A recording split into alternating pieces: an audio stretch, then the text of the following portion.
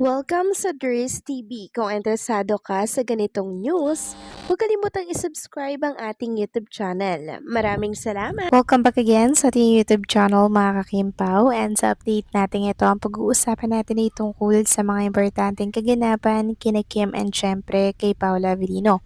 Pero bago po ang lahat, maraming salamat sa inyong patuloy na pagsuporta at pagsubaybay sa mga daily update natin. Kaya naman bilang pasasalamat, narito po ang isang napili kong komento patungkol ito sa naging previous update. Mula ito kay Ginang Mila Borja. Sabi niya, alam mo Ma'am Dear, habang tumatagal lalong humahanga kay Kim. Laging bago sa tingin ang mukha ni Kim. Napakaganda lagi ni Kim sa aming paningin. Walang nagbago kundi tuloy-tuloy pa rin ang pagmamahal sa amin sa Kim Pao. Happy kami Panginoon, gabayan lagi ang Kim Pao sa kanilang gawain.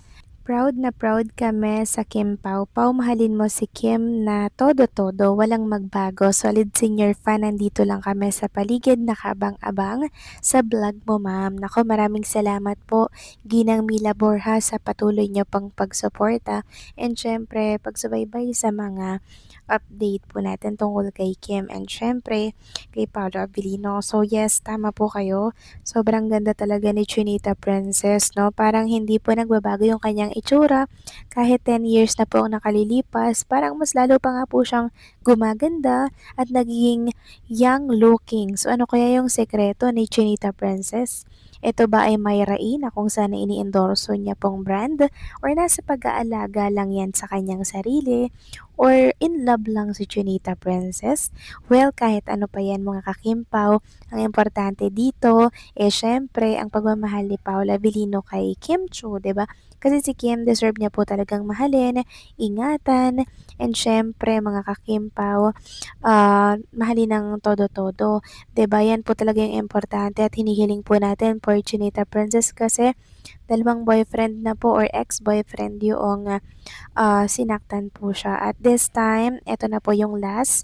Si Paolo Avellino na po ang nagwagi at siya na po ang lalaking magdadala kay Kim Chu sa simbahan at yan po yung minamanifest nating lahat, 'di ba? Basta keep praying lamang, okay? So maraming salamat po sa inyong komento, Ginang Mila Borja. God bless po sa inyo and mabuhay kayo. So, ito na nga pag-usapan na natin mga kakimpa, mga topic po na nakalap natin sa update na to at unahin nating talakayin ang tungkol dito sa ganap kay Chinita Princess kanina dito po sa It's Showtime. So, kahit na siya po ay puyat or late night na siya nakauwi dahil yan sa ganap po sa Bingo Plus, present pa rin po siya sa It's Showtime para magpasaya ng mga madlang people. O, 'di ba? Ang tindi po talaga ng energy ni Chinita Princess. Talagang work kung work, 'di ba? Kahit napuyat siya, kahit napagod siya, basta makapagpahinga lang siya ng ilang oras, go lang ng go 'yan, mga kakimpaw. Sobrang sipag niya mga kakimpaw. Kaya nga po tuwang-tuwa rin po sa kanya ang production po ng It's Showtime dahil talagang kahit anong mangyari papasok at papasok po yung si Chinita Princess. Pero once na may schedule po yan like photoshoot, endorsement shoot, tas hindi kaya ng schedule, syempre kinakailangan niya pong mag-absent sa It's Showtime. Pero ngayon, grabe, kahit sobrang puyat niya po, pumasok pa rin siya sa It's Showtime. Proud na proud talaga tayo kay Chinita Princess at sa kanyang kasipagang ipinapakita. Samantalang next topic naman, hinangaan po ng marami itong aura ni Chinita Princess kagabi sa Bingo Plus Night dahil ito po nga si Chinita Princess yung the way po na mag-dress siya, the way po na alam mo yun, isuot yung kanyang dress. Sabi nga po dito, sorry Jenny, I love you but Kim Chu kinda nailed this look better.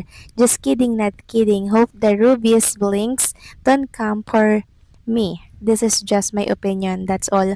So, ang ganda po talaga ng looks ni Chinita Princess kahapon ha. And sorry Jenny, kasi nga etong looks ni Chinita Princess talaga namang much better, 'di ba? Sorry, pero much better talaga naman mga kakimpaw, 'di ba?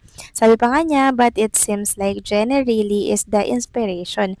Sorry Jenny for my sharp tongue. Here I go. streaming your album again. Samantalang next topic naman, pag-usapan naman natin mga Kimpaw tungkol dito sa nabasa ko po sa isang Kimpaw community na kung saan ay may kakasuhan daw po dahil sa pambabatikos or pangbabash kay Trinita Princess.